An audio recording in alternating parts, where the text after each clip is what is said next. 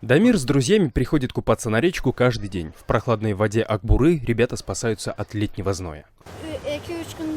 Сюда мы приходим купаться часто. Сегодня вода холодная, мутная. Если вода чистая, она теплая, тогда мы из реки вообще не вылезаем. Ходим сюда, потому что здесь бесплатно, а за бассейн нужно платить.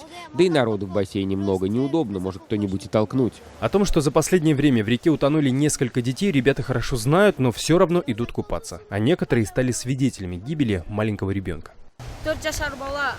Не так давно здесь утонул 4-летний мальчик, когда его родители жарили неподалеку шашлыки. Тут все об этом говорят. Сотрудники милиции во всем винят нерадивых родителей, которые оставляют своих чад без присмотра. С тех пор, как начался купальный сезон, в реке утонуло 7 детей. Это произошло из-за халатности их родителей. За последнюю неделю утонули 2 ребенка. Родители не глядели за своими детьми. На днях утонул еще один ребенок, также по вине невнимательных родителей.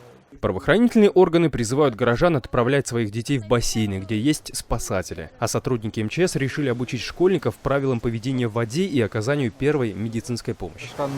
Мы готовы обучить оказанию первой помощи и спасательные службы на водоемах. Именно эти люди находятся там постоянно, и у них больше возможностей прийти на помощь детям. Власти города запретить купание в реке не могут, а потому просят родителей внимательно следить за своими детьми. Шавкат Тургаев, Эрнис Нурматов. Настоящее время. Город Ош, Кыргызстан.